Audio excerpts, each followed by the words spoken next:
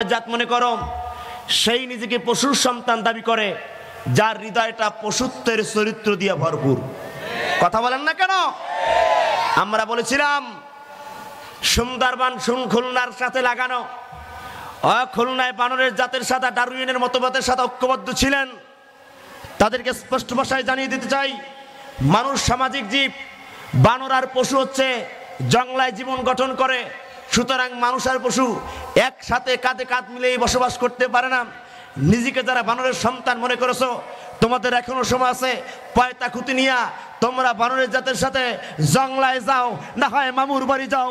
সোনার বাংলায় বানরের জাতের জায়গা হতে পারে না। আরো জোরে বলেন ঠিক কি ঠিক না? ওই দেখা যায় গোরস্থান, ওই আমাদের ঘর, ওইখানেতে থাকতে হবে সারা জীবন ভর। ও কবর তুই চাস কি, টাকা পয়সা নিস কি? কবর বলে সৌদি আরবে গিয়া 5 লক্ষ টাকার একটা বান্ডিল নিয়ে আসবা। হাজি রুমালের ভিতরে আমি কবরের কাছে পেছাইয়া যদি 5 লাখ টাকার বান্ডিল দাও, আমি কবর তোমার জন্য জান্নাতের বাগান। কথা বলে দেখেন, আমার ভাষা বুঝতে কষ্ট হচ্ছে? টাকা দিয়ে জান্নাত পাওয়া যায়, স্বর্ণ অলংকার দিয়ে বুঝি পাওয়া যায়? ফেরেশতারা বুঝি একটু একটু ঘুষ টাস খায়? আরো জোরে। সারা পৃথিবীতে ঘুষ থাকলেও বাংলার মুসলমানেরা ঘুষ চিনে না। মুসলমানরা চিনলেও কম বেশি আমগো নেতা যারা ছিল তারা জীবনে ঘুষ বুঝে না। ওরা হলো জাতির লাগি মহামারীর মতন, পাইলে কলম টাকায়া চালায় ওরা নির্যাতন। ঠিক কিনা বলো? ঘুষের টাকায় ওদের ভুরি, সুদের টাকায় ওদের ভুরি, করো যে টান টান। ওরা শিক্ষিত শয়তান, ওরা জনমের বেঈমান। ওই দেখা যায় গোরস্থান, ওই আমাদের ঘর, ওইখানেতে থাকতে হবে সারা জীবন ভর। ও কবর তুই চাস কি, টাকা পয়সা নেস কি? কবর বলে টাকা আমি চাই না, ভালো মানুষ পাই না, একটা যদি পাই আদর করে সালাম দিয়ে জান্নাতে পাঠাই। লা ইলাহা ইল্লাল্লাহ,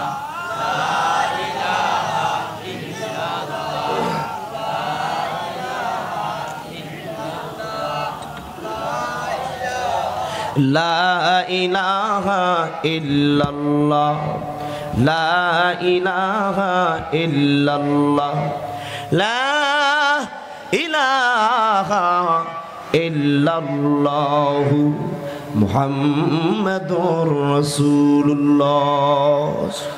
সুবহানাকা লা ইলমা লানা ইল্লা মা আল্লামতানা ইন্নাকা আনতাল আলিমুল হাকীম।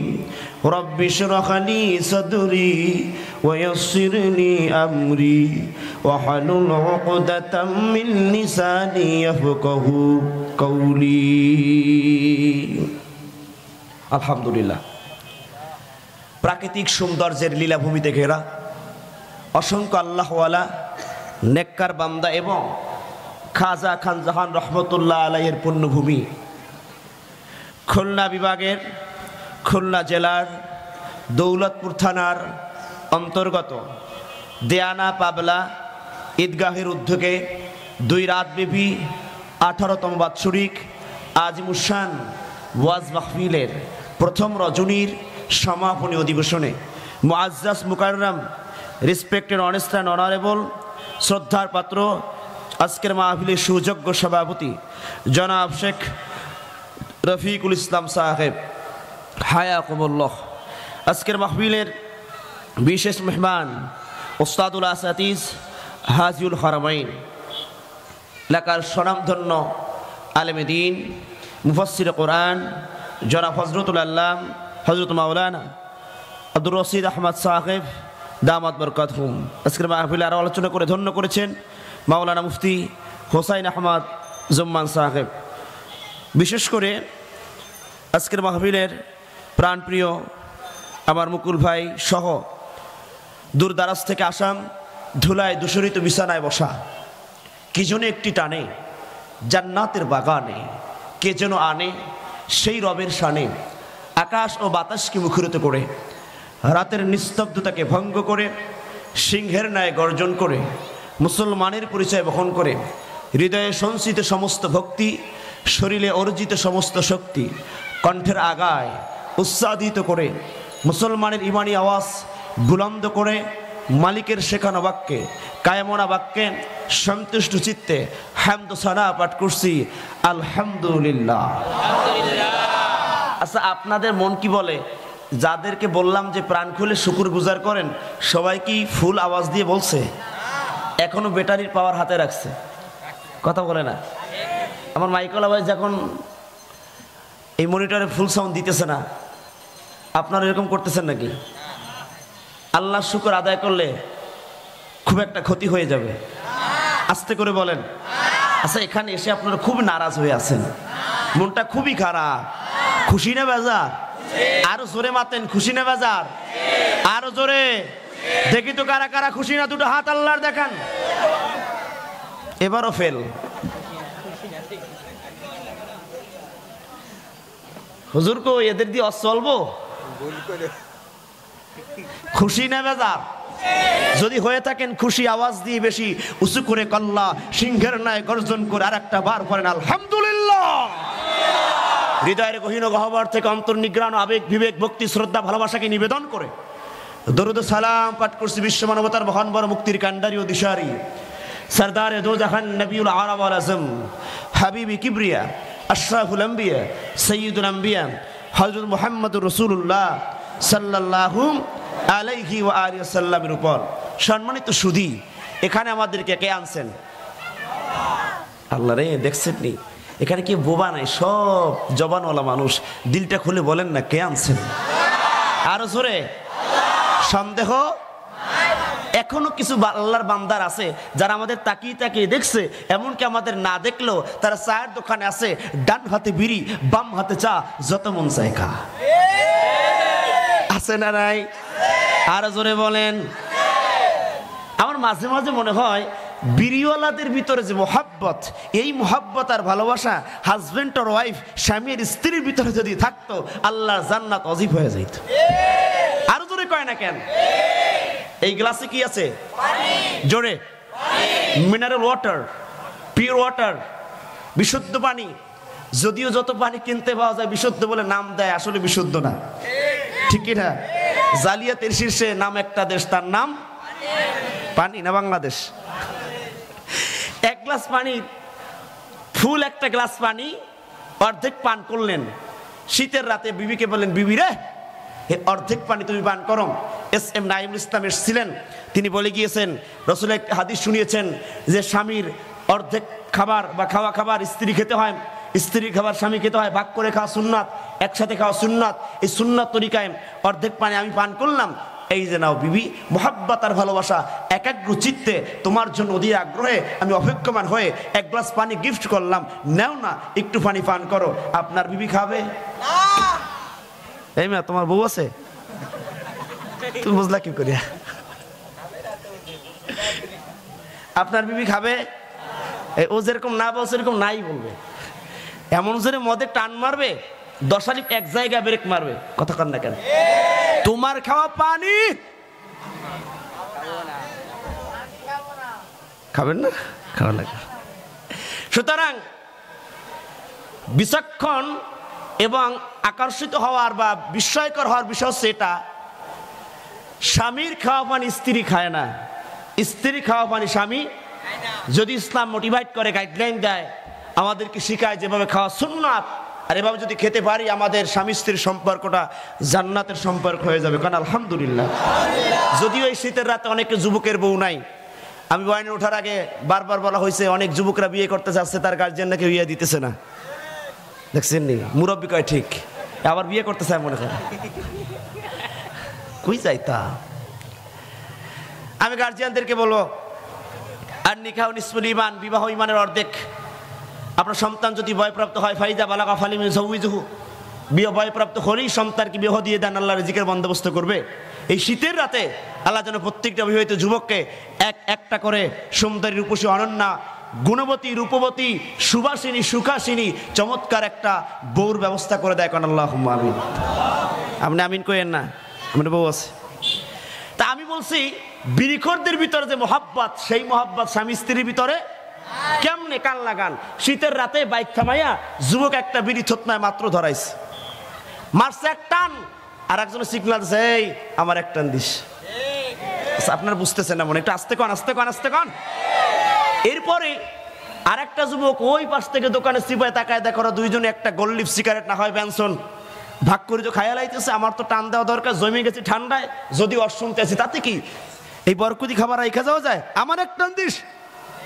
আবার দেখা মতো একটা বিড়ি 5 জনে সুন্নাত তরিকা ছাড়া বিসমিল্লাহ ছাড়া খাইছে। কথা কয় না? এরকম কিছু যুবক আছে না নাই? এই মাহফিলের মাইকের আওয়াজ শুনে সিপাই সাপাই বইয়া ডান হাতে বিড়ি বাম হাতে চা যত মন চায় খা, এরকম যুবক আছে না নাই? তাদেরকে আমরা এই প্রোগ্রাম থেকে উদারত আহ্বান জানাচ্ছি, আসুন কোরআন শুনুন, জীবনের পরিবর্তন করতে আসুন। আল্লাহ যেন তাদেরকে জান্নাতের বাগানে ঢোকার তৌফিক দান করে। কোন আমিন। মানে জান্নাতের বাগানে ঢোকার মতো তকদির সবার, জোরে বলা সবার নাই। আল্লাহ আমাদের কবুল করুক। কোন আমিন। আমি আপনাদের সময়ের বিলম্ব করব না, যেহেতু একটু রাত গভীর হয়ে যাচ্ছে। সংক্ষিপ্ত পরিসরে কিছু কথা বলবো। আগামীকাল আবার আপনাদের শেষ দিন, যেহেতু বিলম্ব হতে পারে, তো আমরা এই শীতের রাতে কষ্ট করে যারা এখানে এসেছি, আমরা অবশ্যই ইসলাম প্রিয়, দিন প্রেমিক, কোরআন প্রেমিক, রাসূল প্রেমিক বান্দায়, তাতে কোনো সন্দেহ। যেহেতু আমরা ইমানদার, কোরআনের ভাষা হচ্ছে মুমিন, তো আজকে আপনাদেরকে রিলি করে শোনাবো কোরআন আল কারীমের 23 নম্বর সূরা। সূরাটির নাম হচ্ছে আল মুমিনুন, আয়াত নাম্বার 118।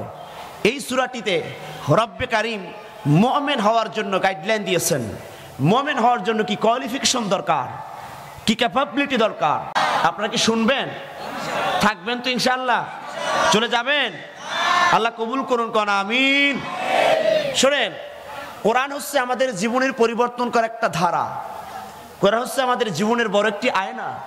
আয়না যেমন ফেজের ভুলগুলো ধরায় দেয়, কোরআনও আমার জীবনের চলার পথে, হাঁটার পথে, জীবন চলার প্রত্যেকটি পদক্ষেপে কোরআন আয়নার মতো স্বচ্ছ ভুল ধরায় দিয়া সঠিক সুন্দর জান্নাতের পথ আমাদের বাতায় দেয়। কন্যা সুবহানাল্লাহ। জন্মের পর থেকে সলিমুদ্দি, করিমুদ্দি, আব্দুর রহমান, রহিম সহ যারা এসেছেন সবাই বলে আমি মুমিন। নামাজ পড়েন, এক ওয়াক্ত গাঞ্জা খায়, 5 ওয়াক্ত খাজা বাবার ভক্ত, সেও কয় আমি মুমিন। যে ব্যক্তি নামাজ পড়ে সেও কয় মুমিন। কিছু আল্লাহর বান্দা নামাজ না পড়ে কয় ইমানে কোনো ঘাটতি নাই, তারাও বলে মুমিন। সব আসলে দাবি করে মুমিন। আসলে কে মুমিন? আজকে কোরআনের আঙ্গিকে, কোরআনের আয়নায়, কোরআনের দলিলে আমরা দেখে যাব, শুনে যাব ইনশাআল্লাহ। সূরাটির নাম হচ্ছে মুমিনুন। কি নাম? যার অর্থ হচ্ছে মুমিনগণ, বিশ্বাসীগণ, দ্য বিলিভার্স, ইমানদারগণ। এই সূরাটি নাজিল হওয়ার সময় এর অবতরণের প্রেক্ষাপট, শানে নজুল, ব্যাকগ্রাউন্ড, সাবাবে নজুল একটু শুনে আমরা সূরাটিতে প্রবেশ করতে চাই। কষ্ট হবে? এই সূরাটি নাজিল হওয়ার সময় রাসূল করিম সাল্লাল্লাহু আলাইহি সাল্লাম ঘুমন্ত ছিলেন। কি ছিলেন? আপনাদের অনেকের চোখে এখন একটু ঝিমঝিম ভাব, ঘুম ঘুম ভাব। কথা কয় না? ঘুম আসেনি? দুই একজন যদি উঠে যাইতে চায় তাইলে বসায় রাখবেন। পারা যাবে? খবরদার লঙ্গি যেন খুইলা না যায়। সূরাটির নাম হচ্ছে মুমিনুন। এই সূরাটি নাজিল হওয়ার সময় রাসূল করিম সাল্লাল্লাহু আলাইহি সাল্লাম ঘুমন্ত ছিলেন। 7 পদ্ধতিতে আল্লাহর রাসূলের প্রতি ওহী নাজিল হতেন। কখনো স্বপ্নের ভিতরে, কখনো আল্লাহ কলব ওহী ঢেলে দিতেন, কখনো দাহিয়াতুল কলবি রূপ নিয়ে জিবরাইল আমিন আসতেন, কখনো ঘন্টার ধ্বনিতে ওহী নাজিল হতো, আবার কখনো মিসলা সাউতিন নাহাল, মৌমাছির গুনগুন গুনগুন আওয়াজে রব্বে কারীম তার হাবিবের প্রতি কোরআনুল কারীম নাজিল করতেন। কন্যা সুবহানাল্লাহ। ওমর ইবনুল খাত্তাব রাদিয়াল্লাহু তাআলা আনহু নবীর কিনারায় বসে আছেন, রাহমাতুল লিল আলামিন ঘুমন্ত অবস্থায় আছেন। খলিফাতুল মুমিনিন ওমর ডানে বামে সামনে পিছনে গুনগুন গুনগুন শব্দ পায় আর আওয়াজ পায়। ওমর সতর্ক আর সচেতন হয়ে আওয়াজটা খেয়াল করলেন, কিসের আওয়াজটা শোনা যায়। ওমর বুঝতে পারলেন এই আওয়াজটা সাধারণ কোন আওয়াজ নয়, আল্লাহর বানানো প্রাণী যার নাম হলো মৌমাছি, যার নাম হলো মধুপোকা। এই মধুপোকার গান, মধুপোকার কণ্ঠের স্বর তার কানে ভেসে আছে। মৌমাছির সুর শুনে ওমর ডানে তাকায় বামে তাকায়, কোথায় মৌমাছি দেখা যায়? খুলনার মুসলমান বলেন মৌমাছি চেনেন কিনা? জোরে কয় না। আজকে মৌমাছি থেকে সাধারণ একটা তথ্য দিব, কিন্তু তথ্যটা সাধারণ নয়, অসাধারণ হয়ে দাঁড়াবে, যা আপনার জীবনে এখনো মনে হয় কোনোদিন শুনেন নাই। মৌমাছি আল্লাহর এমন একটা প্রাণী, যেই প্রাণী সম্পর্কে আমার আল্লাহ কুরআনুল কারীমে সূরা করেছেন দান। আল্লাহ মৌমাছিকে বললেন, ও মৌমাছিরা, আনিত্তাখিদিম মিনাল জিবানি বুয়ুতা ওয়া মিনাশ শাজারি ওয়া মিম্মা ইয়ারিশুন।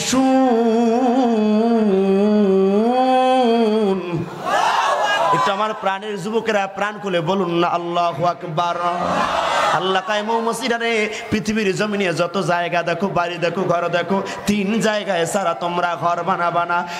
মৌমাছি 3 জায়গায় সারা যেন তোমাদের কোনো ঘর না হয়। 1 নম্বর ফার্স্ট ঘর তোমরা বানাবা, আমি আল্লাহর অর্ডার হলো গাছের ডালে ডালে।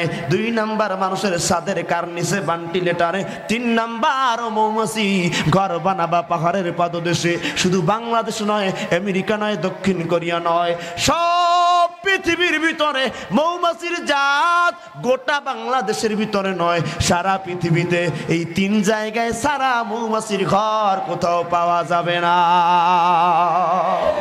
একটা মধুপোকা হয়, ছোট্ট আল্লাহর প্রাণী হয়, মধুপোকা হয়, আমার আল্লাহর অর্ডার মানলো, আল্লাহর হুকুম পালন করলো।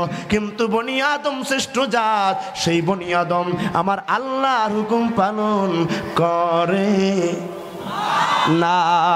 বাবাজিরা আমার কান লাগান, বিজ্ঞান বলে মৌমাছিকে আমার আল্লাহ 4টা ডানা দিয়েছেন। কয়টা? আসতে বলেন। 4টা ডানা, বারবার ওঠানামা করে। বিজ্ঞান বলেন মৌমাছির এই 4টি ডানা 1 মিনিটের ভিতরে 12,000 বার ওঠা নামা করায়। কে করায়? কে করায়? চিল্লা বলেন কে? বন্ধুগণেরা আমার, একটা মৌমাছি তার সারা জীবনে 12,000 ডিম ফুটায়। সুবহানাল্লাহ বলে না? এই মৌমাছির ঘরের ভিতরে, মৌচাকের ভিতরে কামরা আছে, আলাদা আলাদা কামরা। স্পেশাল কামরা হলো রানীবালার। জড় যে পশুটা দেখা যায়, বড় যে পোকাটা দেখা যায়, বড় যে প্রাণীটা দেখা যায় দেখতে বড়, সেটা রানী পোকা। তাদের লিডার সেইন অফ কমান্ড, তারা মানে লিডারকে তারা যথেষ্ট মূল্যায়ন করে। নেতাকে মানে কর্মীরা নেতার অনুগত হয়। মৌমাছি নেতা মানে বাংলার মুসলমান, বাংলার জনগণ। নেতার চাইতে কর্মী বেশি নয়, বরং কর্মীর চাইতে নেতা বেশি। যার মোষ, যার দাড়ি, যার পেট যত বড়, সে নেতা তত বড়। আর কর্মীরা নেতারে মানে না, এমন পরিচয় আছে না? না জোরে কয় না। মৌমাছি তার রানী যখন অর্ডার করে, সব দেশে দেশে ঘুরে বাসা থেকে বের হয়ে যখন রস আহরণ করা শুরু হয়ে যায়, খুঁজতে খুঁজতে হঠাৎ এই দৌলতপুর রাস্তার পাশে শহরের কেন্দ্রে দেখে সুন্দর ফুলের গাছ সাজানো সাজানো আছে। আল্লাহর ছোট্ট এই ক্ষুদ্র প্রাণী মধুপোকাটা একটা বাসার উপরে সুন্দর ফুলের রস আহরণ করার জন্য ফুল বসত বসে গিয়েছে। কিন্তু না না, এই ফলে ফুলের উপরে কত পশু, কত কুকুর, কত প্রাণী প্রস্রাব করেছে। এমনকি বাংলার কত যুবক দাঁড়ায় দাঁড়ায় বিসমিল্লাহ সারা মাইরা দিস। এমন যুবক মনে হয় না? সেই যুবক নাকি স্মার্ট যুবক, কথা কয় না? সেই যুবক নাকি স্মার্ট, সে নাকি একেবারে সুন্দর সুদর্শন পুরুষ। যেই পুরুষটা আমার বর্তমান আধুনিক মডার্ন সিভিলাইজেশনের সামনে স্মার্ট পুরুষ। যে মেয়েরা বলে টাই পরাম, দাড়ি নাই, ক্লিন শেভ করাম, টাকনুর গিছে কাপড় পরিধান করা যুবকরা দেখে আমার অত্র অঞ্চলের মায়েরা, বোনেরা, মেয়েরা, ভার্সিটির মেয়েরা মনে হয় স্মার্ট একটা যুবক আমার বয়ফ্রেন্ড, আমার হাজবেন্ড হয়ে গেছে। না না, ও আমার বোন, ও আমার মেয়েরা, ও আমার মায়েরা, শুনে নেন, স্মার্ট কারে বলেন? ওই পুরুষ 3 দিন শীতবেলায় গোসল করে না। হুজুর না, কেমনে বুঝলেন? ও যুবক, যদি ওই ছেলেটা গোসল করতো তার রাস্তার ধারে দাঁড়ায় দাঁড়ায়া বিসমিল্লাহ ছাড়া পোশাক কইরা পানি ব্যবহার করে না, বুঝতে হবে স্মার্ট নয়, ও খবিশের জাত। চেহারাটা দেখতে ভালো, পোশাকটাও চমৎকার, অন্তরে তার কালি ভরা, কাজটা বড় কদাকার। এই মানুষের ভিড়ে আজ আসল মানুষ নাই রে নাই, মানুষ দেখতে চল হয়ে এবার জাদুঘরে যাই সবাই, মানুষ দেখতে চল হয়ে এবার জাদুঘরে যাই সবাই, ঠিক কিনা বলে? এরা নাকি স্মার্ট, দাড়ি কামায়া জীবনে গোসল ঠিক মতো করে না, অজু বুঝে না, গোসল বুঝে না, প্রস্রাব করে পানি নেয় না, এরা এই জাতির জন্য স্মার্ট। রুচির দুর্ভিক্ষ। যে মেয়েরা এই যুবকদের স্মার্ট কয় তাদের অবস্থা কি আল্লাহ ভালো জানে, আমি বললাম না। কথা বুঝতেছেন আমার? আপনারা কি রাগ করতেছেন? আমার ভাষায় কষ্ট পাচ্ছেন? ওই চাচাই চলে যায় কেন? ঠিক আছে বাজার,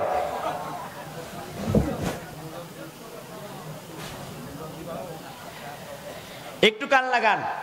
বলছিলাম মৌমাছির কথা। কার কথা? জীবনে মধু অনেক খাইছেন, খাইছেন না?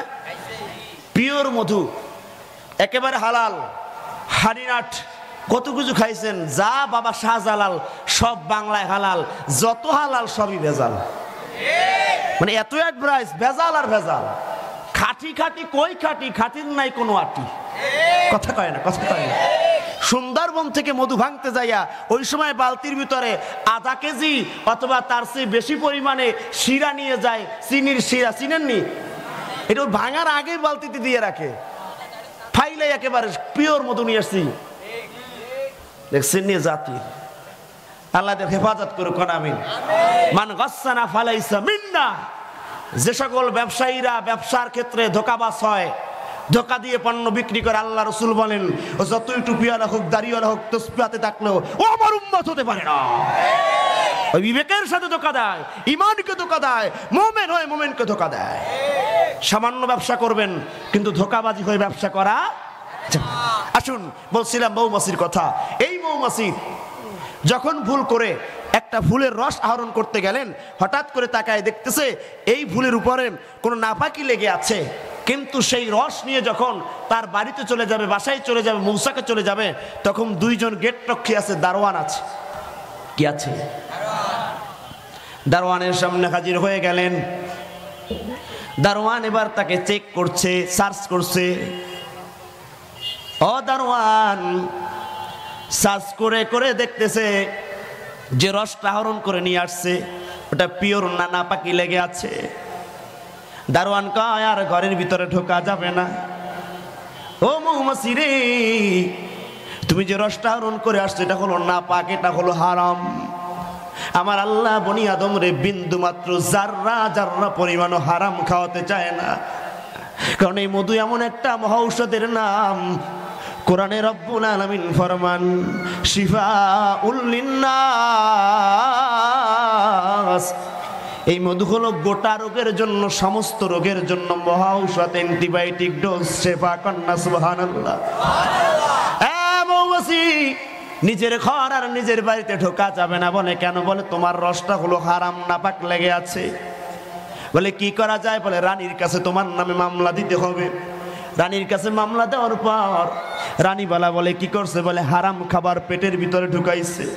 রানীবালা বলে আর তারে পরিত্রাণ দেওয়া যাবে না, আর তারে মুক্ত করা যাবে না, কারণ এই মৌমাছিটা সে কেন অসতর্কবশত হারাম খাবার পেটের ভিতরে ঢুকালেন। আল্লাহ বনি আদমকে বললেন কুলু মিম্মা ফিল আরদি হালালান তাইয়্যিবা, হালাল খাবার খাওয়ার জন্য পৃথিবীতে বনি আদমকে পাঠিয়েছেন আমার আল্লাহ। আমার আল্লাহর সাথে যারা দেয় পাল্লা, আমার আল্লাহ রাখবে না তাদের ঘরের কল্লা। হারাম খায়া খায়া মুসলমানের ঘরে বেরাক, বাইরে আছে ট্রাক, মুসলমানের ঘরে আসা নাই কোনো ভরসা। জোরে কয় না কেন? জীবনটা হয়ে গেছে বড় বেড়া। হালাল হারাম না মানিয়াম করছো কত টাকা কামাই, এত টাকা রাখবা কোথায়, কাপনের যে পকেট নাই, টাকা পয়সা লইয়া কি কেউ কবরে গেছে, কি জবাব দিবি রে তুই আল্লাহর কাছে, হায় কি জবাব দিবি রে তুই আল্লাহর কাছে। মৌমাছির এবার রানীবালা বলে বিচার কি? বলে বিচার হলো তোমরা 3 থেকে 4 জনের ধরবা, যত পারো মারবা, আর জীবনে এই মৌমাছিটা ঘরের ভিতরে ঢুকতে পারবে না, এর জীবনটা শেষ করে দিবা। কারণ হারামের বিন্দু মাত্র অনুপরিমাণ জাররা পরিমাণ এই মধু পোকা তার বাসার ভিতরে ঢুকাইতে পারে না। একটা মৌমাছি হারাম হালাল তমিজ করে খাওয়া বুঝলো, কিন্তু আফসোস আর পরিতাপের ব্যাপার, একটা মৌমাছির ছোট্ট মধু পোকার আমল যদি বাংলার মুসলমানের ভিতরে থাকতো, আল্লাহর কসম মুসলমান এত বয়ান আর এত ওয়াজের প্রয়োজন হতো না, একজন মুসলমান আল্লাহর ওলিতে পরিণত হয়ে যেত। দুঃখের ব্যাপার, কষ্টের ব্যাপার হলো আল্লাহ রসুলের সুন্নাত তরিকার লেবাস লাগায়া লাগায়া এই মুসলমান যত ধোঁকা দিয়েছে, এরকম ধোঁকা আর কেউ কোনোদিন দেয় না। মৌমাছি সম্পর্কে কি জানেন? এই একটা মৌমাছি সারা জীবনে আধা চামচ, 1 চা চামচের আধা চামচ মধু সংগ্রহ করে। আধা চামচ মধু যদি একটা মৌমাছি সংগ্রহ করতে পারে গো, আধা চামচ মধু দিয়া ওই মৌমাছি গোটা পৃথিবী পরিভ্রমণ করবে, সফর করে আসবে, একটা সেকেন্ডের জন্য ক্লান্ত হবে না। সুবহানাল্লাহ বলতে মন চায় না? আপনি মৌমাছি চিনেন? আল্লাহ বলছেন কিরকম চিনেন আজকে শিখেন। আল্লাহ বলছেন মৌমাছি কারা জানো? মৌমাছি হচ্ছে ইমানদারেরা। সুবহানাল্লাহ বলেন, সুবহানাল্লাহ বলেন। মৌমাছি কারা? ইমানদার হচ্ছে মৌমাছির জাত। কিসের জাত? মৌমাছির মতো সাদৃশ্য একটি প্রাণী, সেই প্রাণীর নাম হচ্ছে মাছি। মৌমাছি যে জায়গায় বসে জেনে বুঝে শুনে হিসাব করে জ্ঞান রেখে বিচক্ষণতার সাথে বসে, ঠিক না? কিন্তু তার সাথে সাদৃশ্য একটা প্রাণী আছে যার নাম, ওই বেচার মনে খুব ভাইবে চিনতে বসে, জোরে কয় না, হিসাব আছে কিন্তু একটু বুঝা কন। মিষ্টি সুন্দর চমচম সাজানো আছে, মাছি বসবে? ভালো মানের খাবার খাচ্ছেন, মাছি বসবে? ড্রেনে ময়লা পড়ে আছে, মাছি বসবে? আবার আপনার ছোট্ট সন্তান মাত্র কিছু বরকতের জিনিস রাখছে, মাছি বসবে না? জোরে কয় না? আল্লাহ বলেন মৌমাছি সমান মুসলমান ইমানদার, মাছি সমান হলো মুনাফিক। যারা যাত্রার প্যান্ডেলেও যায়, মাহফিলের প্যান্ডেলেও আয়, যখন যেই দল সকন তেই তা। আছে না নাই? আছে না নাই? জোরে বলেন। এই মৌমাছি নয়, মাছি মার্কা মুসলমান 2-1টা ছড়ায় ছিটে এখনো সমাজে, এদের কারণে ইমানদারেরা জাগ্রত হতে পারে না। বিগত বছরে তো মসজিদের সভাপতি টাকা যার যত বেশি সে তত সভাপতি, মাহফিলের সভাপতি টাকা যার যত বেশি সে সভাপতি, যদিও নামাজ নাই, যদিও রোজা নাই, যদি ইসলামের কিছুই বোঝে না, কথা কয় না? আছে না নাই? আবার ওই একই আল্লাহর বান্দা মসজিদের ইমামের বয়ান বন্ধ করে আল্লাহর বান্দা বয়ান করে জাতির উদ্দেশ্যে ভাষণ দেয়, ঠিক সেই আল্লাহর বান্দা পূজা মণ্ডপে বক্তৃতা দেয়, সেই আল্লাহর বান্দা যাত্রার ম্যান্ডেলের সভাপতি হয়ে ওই নর্তকীদের নাচ দেখে দিলে শান্তি পায়। এরা মৌমাছি নয়, এরা ইমানদার নয়, এরা জাতির শ্রেষ্ঠ গাদ্দার, নাম হলো মুনাফিক। ইমানদারির মাঝে করো ভণ্ডামি যত, সময় মতো খাইবা ধরা সারা পাইবা না তো। তোমার ইমানের মাঝে আছে মুনাফিকের জয়, এই আল্লাহর গোলাম আমি, এই তো পরিচয় আমার, এই তো পরিচয়। জোরে বলেন আমরা কার গোলাম? মৌমাছি বুঝবেন আজকে, কি বুঝবেন? জোরে বলে না। আমরা বিরক্ত হচ্ছেন না তো? আমরা সূরা মুমিনুনের 9.5 নজুল আছে, এখনো কিন্তু ঢুকতে পারি নাই, কষ্ট হবে? জোরে বলুন আল্লাহু আকবার। আমার যুবক এখানে অনেক বেশি, সিংহভাগ মানুষ যুবক, আমার ক্যাটাগরির মানুষ, একটু প্রাণ খুলে আমার কলিজার যুবকরা বলুন তো আল্লাহু আকবার। আপনারা তাকবীর ধ্বনি দিবেন। বাজারে যারা আছে তাদের চেয়ে আমার মন বলে, ইসলাম বলে, কোরআন বলে আপনাদের ইমানের পাওয়ার বেশি। কথা বলে না কেন? ওয়াজিলাত কুলুবুহুম ওয়া ইযা তুলিয়াত আলাইহিম আয়াতুহু যাদাতহুম ঈমানা। কোরআন শুনছেন, ঈমান বৃদ্ধি পেয়ে গিয়েছে। সুতরাং আপনাদের আওয়াজে বাতিলের মসনদ থরথর করে কাঁপবে, তাতে কোনো সন্দেহ নাই। আজকে মৌমাছি শিখবেন।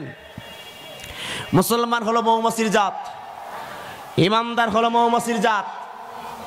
মৌমাছির বাসায় মৌচাকে যদি কেউ ঢিল ছুঁড়ে মারে, মৌমাছি তাকে কিছু বলে না, সালাম দেয়, বলে শুধু বলে না, পানির নিচে যদি যায় পলাও, 7 হাত নিচে যায় কামড়ায় আইব, তারপরও কি নাই স্যার। মুসলমান হলো মৌমাছির জাত। আজকে আমরা স্পষ্ট ভাষায় বৃহত্তর খুলনা বিভাগ থেকে জানিয়ে দিতে চাই, সার্বভৌমত্ব স্বাধীন দেশ বাংলাদেশ, এই বাংলাদেশে নতুন করে যারা দাঙ্গা হাঙ্গামা সৃষ্টি করতেন, ইসকন নামক জঙ্গি সংগঠন হিন্দু আর মুসলমানের ভিতরে হিন্দুত্ববাদ পুঁজি করেন, এই জঙ্গি সংগঠন মুসলমান আর হিন্দুর ভিতরে যা দাঙ্গা হাঙ্গামা সৃষ্টি করতে চায়, বাংলার মুসলমান সেটা হতে দিতে পারে না। শুধু তাই নয়, কলিজার বন্ধুগণের আমার, এই ইসকন নামক জঙ্গি সংগঠন দিবালোকে আমার মুসলিম ভাই হত্যা করেছেন। বাংলার মুসলমান বর্তমানে উপদেষ্টা সরকারের কাছে, অন্তর্বর্তী সরকারের কাছে আমার এই মুসলিম ভাইয়ের বিচার চায়। কে ইসকনকে দুঃসাহস দিয়েছে, মুসলমানের রক্ত যারা জড়িয়েছে, তাদেরকে বাংলার মুসলমান ছেড়ে দিতে পারে না। বন্ধুরা আমার, শুধু তাই নয়, মুসলমান হচ্ছে মৌমাছির জাত। মৌমাছির বাসায় যদি ঢিল ছুঁড়ে, মৌমাছিরা কিন্তু ছাড়ে না। কথা কয় না, কথা কয় না, কথা। হিন্দুরা যদি বাংলাদেশে যে পরিমাণে ছিল, তারা আছে, আমাদের ধর্ম বলছে, কোন হিন্দু কোন ধর্মকে কটাক্ষ করে কথা বলার অধিকার আমাদের ধর্ম দেয় নাই, দিয়েছে? ভালোবাসা, সম্প্রীতি, উদার মন দিয়ে হিন্দু ভাইদেরকে, বোনদেরকে আমরা সেফ জোনে রাখি, ভালোবাসি। তারা সংখ্যালঘু নয়, তাদেরকে সংখ্যাগরিষ্ঠর চেয়েও বেশি মান সম্মান মর্যাদা দিয়ে, জামাই আদর দিয়ে বাংলার মুসলমান বছরের পর বছর, শতাব্দীর পর শতাব্দী লালন পালন করে আসছে। আর আস্তে করে বলেন, বিগত 16 থেকে 17 বছরে স্বৈরাচারের জমিনে, স্বৈরাচারের সময়ে বাংলার মুসলমানের এই ময়দানে অসংখ্য তাফসীর কোরআন মাহফিল বন্ধ হয়েছিল। আজ পর্যন্ত স্বাধীনতার পর থেকে একটা হিন্দু ভাইদের কোন পূজা মণ্ডপের পূজা বন্ধ হতে আমি অদমের দেখা নাই। আরো জোরে বল, ঠিক কি ঠিক না? এতে কি প্রমাণ পায়? এতে যদি প্রমাণিত হয় বাংলার মুসলমান সাম্প্রদায়িক সম্প্রীতি প্রিয় মানুষ, সাম্প্রদায়িক দাঙ্গা হাঙ্গামা চায় না বিদায় হিন্দু ভাইদেরকে জামাই আদর দিয়ে রাখছে। হিন্দুস্তানের হিন্দুরা যে পরিমাণে সেফ না আছে, তার চেয়ে বাংলার হিন্দু ভাইরা বেশি পরিচ্ছন্ন এবং সেফ জোনে আছে। যুবকেরা কথা বলতে হবে, ঠিক কি ঠিক না? বন্ধুগণের আমার, শুধু তাই নয়, যারা কিনা বিভিন্ন ভারতের মিডিয়াম অপপ্রচার চালিয়ে বলে অনেক হিন্দু ভাইদেরকে আমরা বিনা কারণে হত্যা করছি, মারছি, এই মিথ্যাচার করে করে গোটা বিশ্বের সাথে বাংলাদেশকে একটা নির্লজ্জ দেশ এবং সন্ত্রাসী দেশ হিসাবে তারা পরিচয় ঘটাতে চায়।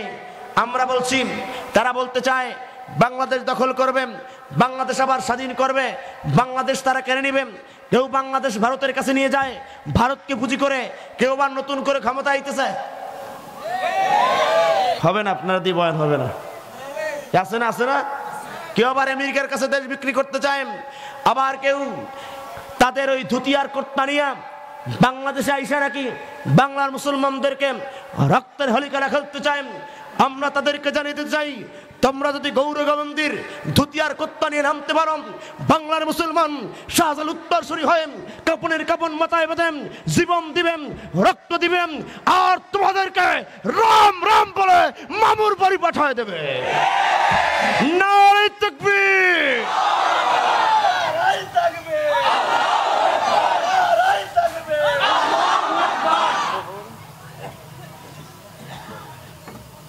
কষ্ট হচ্ছে আপনাদের? আজকে আমার আলোচনা যদি আমার কোনো হিন্দু ভাই বোন শোনেন, আমাদের উদার মন, ভালোবাসা আপনাদের প্রতি বিন্দু মাত্র কম নাই। ইসলাম যতদিন ক্ষমতায় ছিল, রাসূলুল্লাহর যুগ থেকে শুরু করে আজ পর্যন্ত একজন বিধর্মীর পশমের ক্ষতি হয় নাই। হিন্দু বিধর্মী, খ্রিস্টান সহ যারা ক্ষতিগ্রস্ত হয়েছে নিজেরা নিজেদের মাধ্যমে ক্ষতিগ্রস্ত হয়েছে, মুসলমান তাদের দিকে অস্ত্র ছুড়ে ধরে নাই। কিন্তু মুসলমানের যারা রক্ত ঝরাবাম, রক্তেই জমিন লাল করবাম, বাংলাদেশ নিশ্চিহ্ন করবাম, 1952 সালে দেশমাতৃকার সংগ্রামে ভাষা স্বাধীন করতে গিয়ে রক্ত দিয়েছে বাংলার জাতি। 1971 সালে স্বাধীন করার জন্য রক্ত দিয়েছে বাঙালি জাতি। 2024-এর 5ই আগস্ট স্বৈরাচার মুক্ত করতে রক্ত দিয়েছে জাতি। এ জাতি রক্ত দিতে জানেন। আকাশ দেখছেন, বিশালতা দেখেন নাই। সমুদ্র দেখছেন, গভীরতা দেখেন নাই। এই জমিন দেখছেন, বিশালতা দেখেন নাই।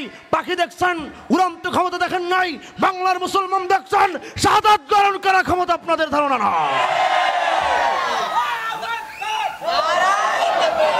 বন্ধুগণ আমার, শুধু তাই নয়, আমি বলতে চাই যারা কিনা বলে বাংলাদেশকে নিশ্চিহ্ন করে দিবে, তাদেরকে আমরা বলতে চাই সোনার বাংলাদেশের মানুষ রক্ত দিতেও জানে, রক্ত নিতেও জানে। তোমরা কি মনে করেছো বাংলাদেশকে নিশ্চিহ্ন করে দিবা? বাংলার 14 কোটি মুসলমান নারায়ে তাকবীর আর আল্লাহু আকবার ধ্বনি দিয়া যদি ময়দানে নামেন, বাংলার মুসলমানের তাকবীরে ধ্বনিতেন গৌর গোবিন্দের ঈদ যেমন খুঁজে বলেছে, বাংলার মুসলমানের তাকবীরে ধ্বনিতে ভারতের লাল কিল্লায় কালেমার পতাকা পথ করে উঠবে, পথ করে উঠবে। ঠিক কি না বলো মুসলমান? বন্ধুগণ আমার, ইস্কন নামক জঙ্গি সংগঠন মুসলমান আর দ্বিতীয়বারে বাংলাদেশে দেখতে। হিন্দু থাকবে সেফ জোনে, সে আমার ভাই। অন্যান্য বিধর্মীরা থাকবে সেফ জোনে, সে আমার ভাই। কিন্তু তাদের এই ধর্মকে পুঁজি করে আমাদের যারা রক্তের বন্যা বইয়ে দিচ্ছে, এর সুষ্ঠু বিচার বাংলার বিমান আছে, মুসলমানের তা নাই। কিন্তু মুসলমানের কাছে যা আছে তোমাদের সারা পৃথিবীর হিন্দুদের কাছেও তা নয়। লিবিয়া জয় করেছেন জগৎ বিখ্যাত বীর শেখ ওমর মুখতার রহমাতুল্লাহ আলাই। কষ্ট হচ্ছে? তিনি বসে আছেন, স্বৈরাচার শাসক গোষ্ঠী বড় বড় যুদ্ধ বিমান আধুনিক অস্ত্র নিয়ে আসছে, মিসাইল ছাড়বে, মুসলমানদের ধ্বংস করে দিবে।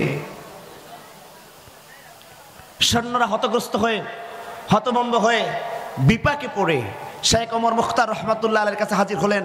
শেখ, এই যে অবস্থা দেখতে পাচ্ছি, মিসাইলগুলো যদি ছাড়ে আমরা তো থাকবো না, ধ্বংস হয়ে যাব, ডিস্ট্রয় হয়ে যাব, আমাদের চিহ্ন থাকবে না, কি হবে আমাদের উপায়? সুতরাং তারা যে বিমানগুলো নিয়ে আসছে, যুদ্ধ বিমান, ওইগুলো যদি ছেড়ে দেয় আমাদের বাঁচার কোনো পথ নাই।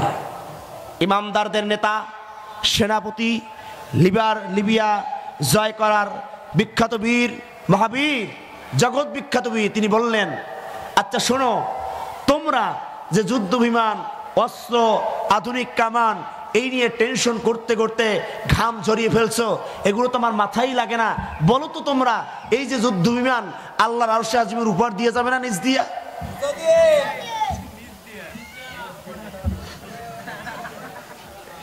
উপর থেকে না নিচ থেকে? জোরে বলে না। সৈন্যরা বললেন, শেখ সিম্পল ব্যাপার, কোথায় আরশে আজিম, কোথায় আসমান, কোথায় কত কিছু, এরপরে না আল্লাহর আরশ, সিদরাতুল মুনতাহার পরে 7 আসমান পেরিয়ে, সুতরাং কোনো ব্যাপারই নয়। শূন্যের ভিতর থেকে তাদের যুদ্ধ বিমান যাবেন। শেখ ওমর মুখতার, লিবিয়ার জগৎ বিখ্যাত বীর, একটা কথা তখন বলেছিলেন, মুসলমান কান খাড়া করে শুনে রাখুন, যেই যুদ্ধ বিমান আমার আল্লাহর ক্ষতি করতে পারে না, সেই যুদ্ধ বিমান মুজাহিদ মুসলমানদের পশমের ক্ষতি করতে পারে না। যেই ভারত অস্ত্রের জোর দেখায়, যেই ভারত যুদ্ধের জোর দেখায়, যেই ভারত সৈন্যের জোর দেখায়, ওই জোর না, জোর আমার আল্লাহর। আমার আল্লাহ যেদিন বেজোর বানায় দিবে, সেদিন তোদের খোঁজ থাকবে না, পালাবার জায়গা থাকবে না। তারা তো মামুর ঘরে গিয়েছে, তোমরা মামুর বাড়িও খুঁজে পাবা না। পালা রে পালা, জলদি পালা, নইলে তোদের গলে ঝুলবে তালা। হকো আসছে বাতিল তো কাবসে, হকো আসছে বাতিল তো কাবসে, ছিনিয়ে নিব মোরা জয়ের মালা। পালা রে পালা, জলদি পালা, নইলে তোদের গলে ঝুলবে তালা। ইতিহাসে থেকে যারা শিক্ষা নেয় না তাদের কপালে এমনই হয়। পরের কথায় যারা করে না সানাসিব মেসওয়াক দেখে পায় কামানের ভয়। এখনো তোদের পিছে দরজা খোলা আছে, এখনো তোদের পিছে দরজা খোলা আছে। পয়দা কুতি নিয়ে জলদি পালা, পালা রে পালা জলদি পালা, নইলে তোদের গলে ঝুলবে তালা। মৌমাছি সম্পর্কে ধারণা হয়েছে? কথা বলে না হয়েছে? আল্লাহ আমাদেরকে এই মৌমাছির আদর্শ জীবনে আনার তৌফিক দান করুক না। আমি খলিফাতুল মুমিনিন ওমর, ডানে বামে সামনে পিছনে মৌমাছির গুনগুন আমার শুনতে পায়। মনে আছে আপনাদের? ওমর তাকায় দেখে কোথাও মৌমাছি দেখা যায় না। কিছু সময় পর রাহমাতুল লিল আলামিন ডেকে বললেন, ঘুম থেকে জাগ্রত হয় ওমর, ও আমার সাহাবারা, আমার আল্লাহ তোমাদের জন্য খুশির সংবাদ জানিয়ে দিয়েছেন।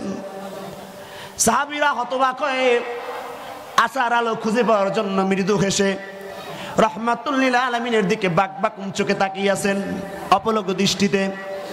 আল্লাহ রাসূল বলে, সাহাবীরা রে, ঈমান গ্রহণ করার পর কত মানুষ তোমাদেরকে ধিক্কার জানিয়েছে। ও সাহাবীরা, ঈমান আনার কারণে কত মানুষ তোমাদেরকে বলেছে তোমরা ধ্বংস হয়ে গিয়েছো। ইমানদার হওয়ার আগে তোমার বাড়ি ছিল, গাড়ি ছিল, তোমার বার উটের পাল ছিল, মেষের পাল ছিল। ইমানদার হওয়ার আগে এই দুনিয়ায় তোমার অনেক প্রভাব ছিল, তুমি বড় নেতা ছিলা। ঈমান আনার কারণে আর তোমার কোনো নেতৃত্বর ভাব নাই। বলো বলো ও ইমানদারেরা, তোমরা ঈমান আনার কারণে তোমার জীবন ধ্বংস হয়ে গেছে।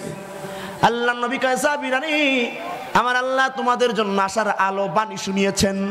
শুধু আশার আলো নয়, আমার আল্লাহ তোমাদেরকে সফলতার মানদণ্ড জানিয়ে দিয়েছেন। আমার আল্লাহ আসমান থেকে নাজিল করেছেন সূরা মুমিনুন। আর মুমিন যারা হয়, মান আকামাহুন্না দাখালাল জান্নাহ, এই মুমিন হওয়ার জন্য 7টি গুণ যেই বান্দা বান্দির ভিতরে থেকে যায়, আমার আল্লাহ তাদেরকে বললেন তাদের জান্নাতুল ফেরদাউসের মালিকই বানায়া দেয়। শুরু হয়ে গেল সূরা মুমিনুনের আলোচনা, ইমানদারদেরকে নিয়ে আজকে সাজানো গোছানো আলোচনা। রব্বুল আলামিন এবার ডেকে ডেকে বললেন, কদ আফলাহাল মুমিনুন,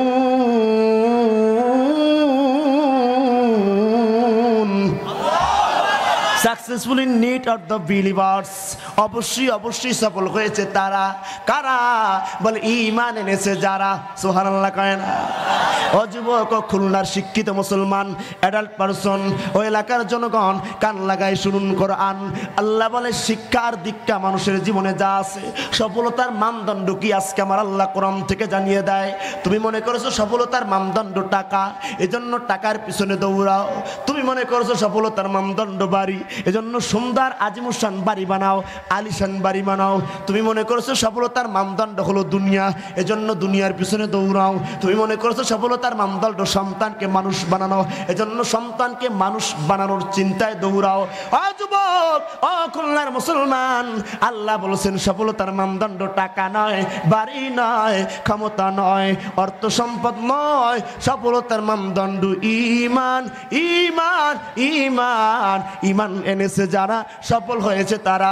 যদি ইমানদার ব্যক্তি রিকশাওয়ালা হয়, যদি ইমানদার দিনমজুর হয়, যদি ইমানদার শ্রমজীবী হয়, ঈমান এনেছে যারা, সফল হয়েছে তারা। আজকে কি বুঝলেন? সারা জীবনে বুঝছেন সফল হতে পারবে একটা ভালো বাড়ি জইতে রেখে যায় খুলনার শহরে, সন্তান সারা জীবন ভাড়া দিব আর টাকা খাইব, কিচ্ছু করা লাগবে না। আবার অনেকের চিন্তা হলো ভালো ইউনিভার্সিটিতে পড়ায় সন্তানটারে যদি মানুষ বানাতে পারি, সন্তানকে সফল বানাতে পারলে আমি একজন সফল বাবা হয়ে যাব। আবার অনেক নেতার আছে ভালো একটা নেতৃত্বের পথ খুঁজতে যায়, সব সাইরা দিয়ে শুধুমাত্র নেতৃত্ব আর রাজনীতির পিছনে ছুটে আছে, তার জীবনের সফলতা হলো রাজনীতি। কিন্তু আল্লাহ কয় না না, সফল হওয়ার মানদণ্ড হলো ঈমান। জোরে বলেন কি? আরো জোরে। সফলতার মানদণ্ড হলো ঈমান। যাদের ঈমান নাই, ও বাড়ির মালিক, গাড়ির মালিক, টাকার মালিক হতে পারে, আল্লাহর দরবারে ওর কোনো সফলতা নাই। নমরুদের নাম শুনছেন? কথা কয় না। খুব ইমানদার ছিল, খুব বড় আল্লাহওয়ালা, ইমানে কোনো ঘাটতি নাই। কথা কয় না। তীর মারছে আসমানে, সোনা বানায় তীর মাইরা কয় ইব্রাহিম তোমার আল্লাহরে আমি এখন মাইরালাম। আল্লাহ কয় জিবরাইল তীরটা ধর, মাছের কলিজায় ভর, রক্ত মাখা নমরুদের কাছে পাঠা। ও জিবরাইল তীরটা পাঠায় দে রক্ত মাখায় মাথায়। জিবরাইলকে যখন তীর পাঠালো নমরুদ তীর এবার মানুষের জনগণকে দেখায় আমার ক্ষমতা দেখ, আমি কত বড় খোদা না জানো গাদা, আল্লাহর আমি মাইরা রাইছি। যারা এখন বাদাম খায় আর ওই পান খায় ওরা নাউজুবিল্লাহ কবে কবে আল্লাহ ভালো জানে। জোরে কোন নাউজুবিল্লাহ। নমরুদ মিয়া এবার যখন আমার আল্লাহর সাথে দিয়েছে পাল্লা, বলুন তো আমার আল্লাহ রাখবে কি তার ঘাড়ের কল্লা? জোরে কয় না, জোরে কয় না।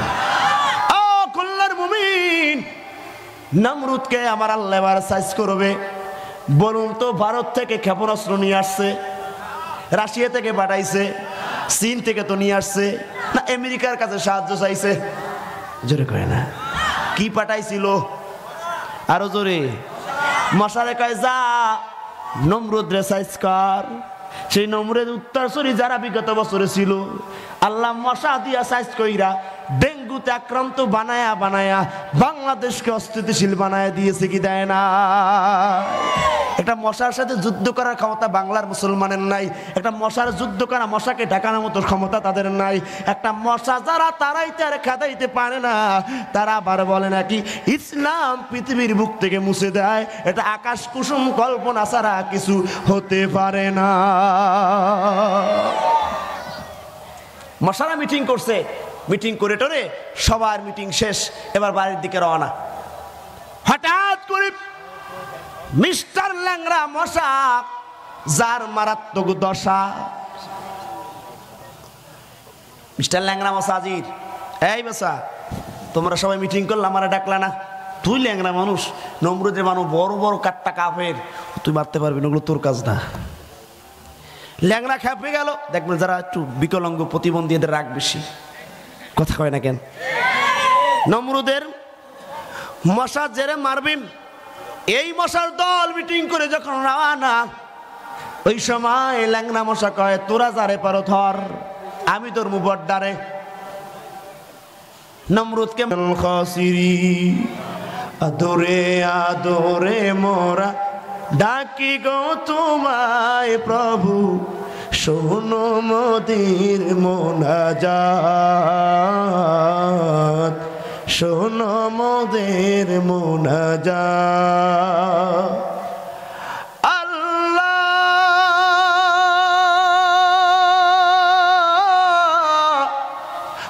আল্লাহ আল্লাহ।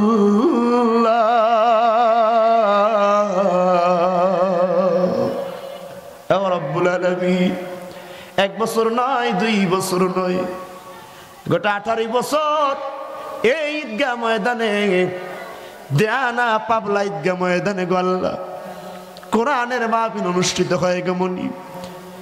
এই ঈদগাহে যারা জায়গা দিয়েছে, ছোট্ট ছোট্ট ইটের ক্ষুদ্র ক্ষুদ্র বালিকণা থেকে শুরু করে ঈদগাহ সাজানোর জন্য যারা দান সদকা করেছে, যারা এই দীর্ঘ 18 বছর মাহফিলটা সাজিয়েছে, রব্বুল আলামিন এদের ভিতর থেকে আপন জান যে যেখানে যারা কবরস্থ হয়ে আছে, আল্লাহ এদের কবরগুলো চিরসুখী জান্নাতের বাগান বানায় দাও। মনিবিরি এই ময়দানে নারী আর পুরুষ যে যেখানে হাজির হয়ে মাইকের আওয়াজ যত দূর চলে যা, বাড়িওয়ালা গাড়িওয়ালা ব্যবসায়িক শ্রমিক যে যেখান থেকে হাত তুলেছে, আল্লাহ রে সংক্ষিপ্ত সময় যে কোরআন সুন্নাহর আলোচনাগুলো হলো, বলতুটি মার্জনা করে আপনি কবুল করে নেন, আলোচনাটুকু আমল করার তৌফিক দিয়ে দেন। এই গভীর রাত আসমানের রহমতের দরজাগুলো, জান্নাতের দরজাগুলো খোলা হয়ে গেছে। মনি যদি জানতে পারতাম কোন মোনাজাতটা জীবনের শেষ মোনাজাত, হয়তো পৃথিবীর মানুষ আর কোনোদিন হাত নামাইতো না রে আল্লাহ। যদি জানতো কোন সিজদাটা জীবনের শেষ সিজদা, মনে হয় যেন আর কোনোদিন সিজদা থেকে মাথাটা উঠাইতো না রে আল্লাহ। আল্লাহ রে, যদি বনি আদম জানতো কোন ডাকটা জীবনের শেষ ডাক, জিহ্বাটা থেকে কোনোদিন আল্লাহ নামটা দূরে রাখতো না রে আল্লাহ। আল্লাহ রে, এই গভীর রাতে মা হারা বাবা হারা সন্তানেরা জনম দুঃখিনী মা বাবার কথা মনে করে কেমনে আমিন আমিন বলে রে আল্লাহ। আল্লাহ, তোমার কি একটু মায়া লাগে না? কেমন করে তোমার আদরের বান্দারা চোখের পানি ছেড়ে দিয়ে কান্নায় ভেঙে পড়েছে। আল্লাহর এই গভীর রাতে শীতের বেলায় মা আমাকে চাদর আর কম্বল বিছে আরামে আরামে ঘুম পাড়ায় রাখছে। বাবা কত চাদর কম্বল শীত নিবারক পোশাক পরে আমারে বড় বানাইছে, কিন্তু কাদা মাটির ভিতর জানালা দরজা বিছানা বাড়ির সারা জনমের ঘুম ঘুম পাড়ায়া আম বাগানে বাঁশ বাগানে সাথে সাথে জায়গা আব্বা আম্মাকে ঘুম পাড়ায় রাখছে। আজও পর্যন্ত খবর নিতে পারো নাই জনম দুঃখিনী মা বাবা কবরে আছে কি উপায় রে আল্লাহ। এই দৌলতপুরের পাবনা দানার মানুষেরা কেমন করে কান্দে রে আল্লাহ। যেই যুবকটা বাড়ি ফিরবি প্রাণ খুলে আর মা মা বলে ডাকতে পারবে না।